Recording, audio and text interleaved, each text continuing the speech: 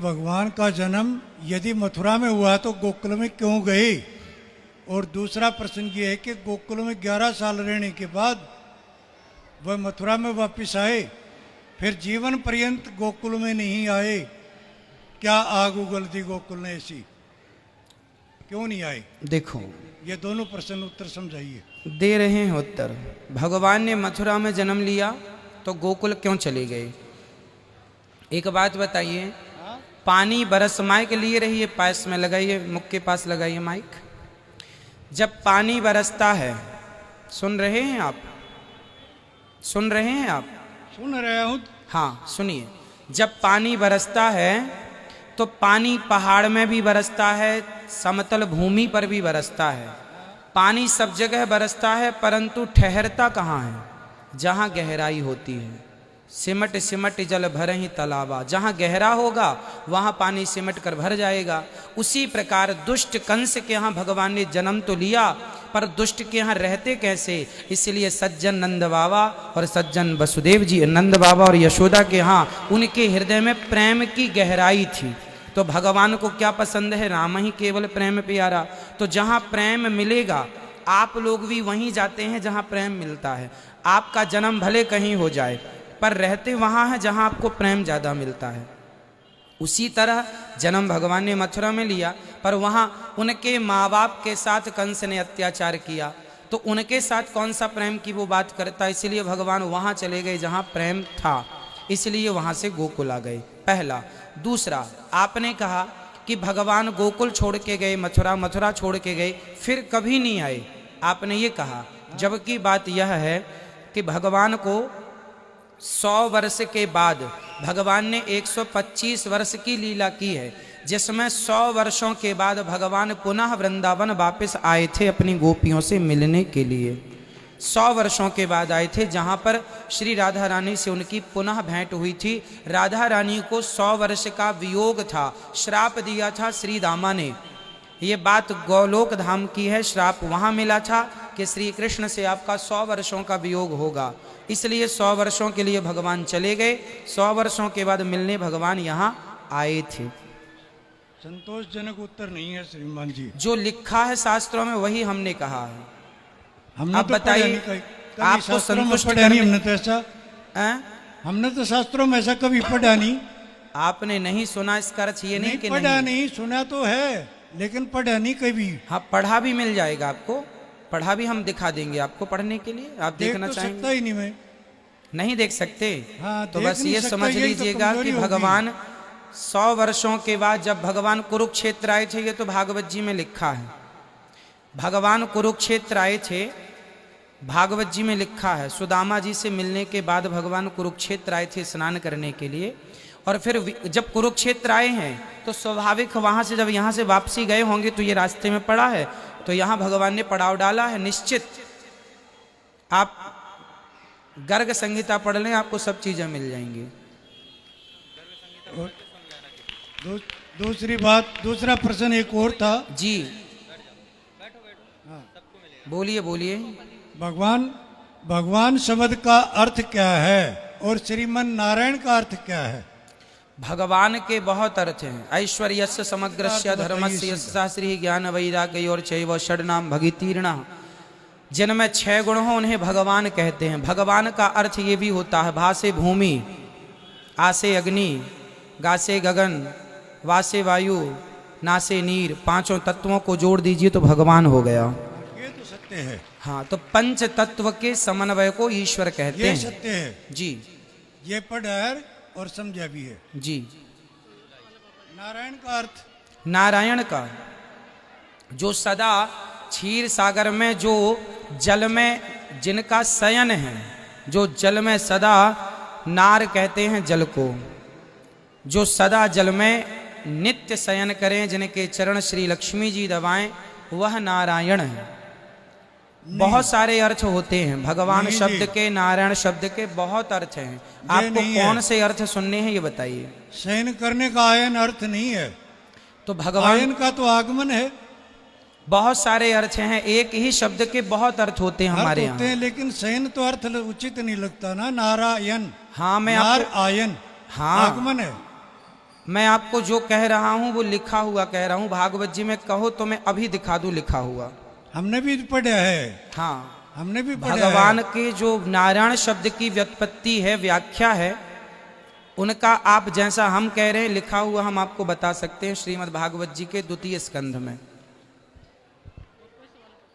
भगवान कभी गर्भ से जन्म लेता है या नहीं लेता है? भगवान सदा प्रकट होते हैं, इसलिए लिखा है भय प्रकट कृपाला दीन दयाला कौशल्या हितकारी। यदि ऐसा है तो आज आपने भगवान राम से वरदान दिवाया माता कैकेयी को, ठीक है। कि मैं तेरे गर्भ से जन्म लूंगा लेकिन दूध ही नहीं पीऊंगा। हाँ, तो फिर गर्भ में कैसे पैदा कैसे हुआ? भाई गर्भ का अर्थ केवल पेट नहीं होता सरकार।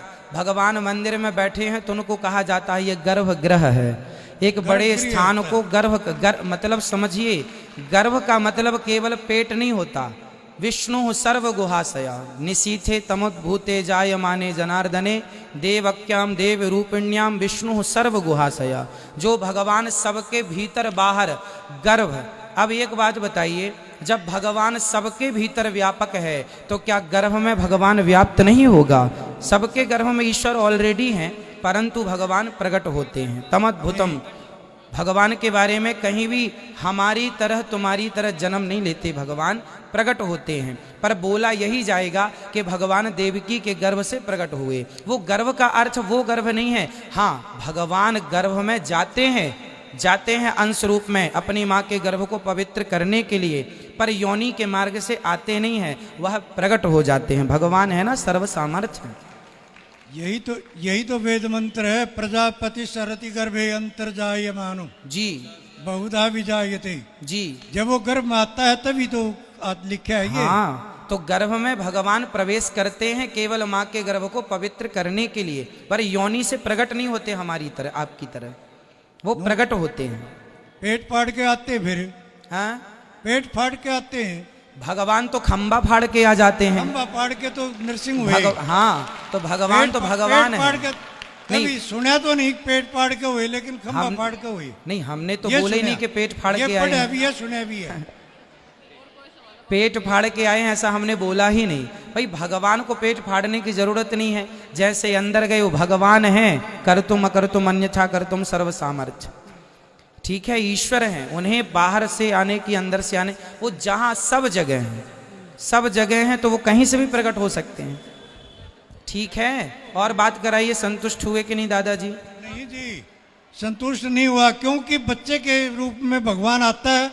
यदि प्रकट होता तो पूर्ण रूप में आता, जैसे नरसिंह हुआ। तो पूर्ण रूप में आए हैं आपने राम रूप में कहा है, आपने बच्चे के रूप में आए भगवान। नहीं, सुनिए, आपको कंफ्यूजन हो रहा है। आपने ये बताइए कि रामचरितमानस पढ़ी है?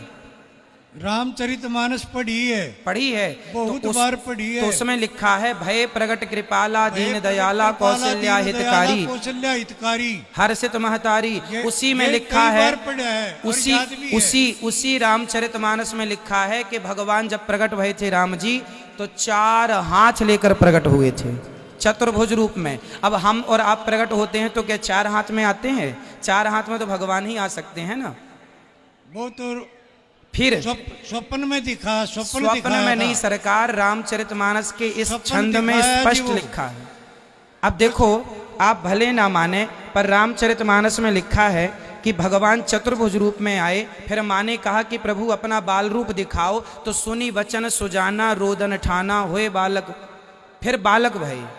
भगवान पहले प्रकट हुए थे चतुर्भुज रूप में, बड़े थे। फिर भगवान ने अपना सपना दिखाया था, सपने में रूप दिखाया था। भाई वहां सपने की बात नहीं लिखी गोस्वामी जी ने, आप समझिए। दिखाया।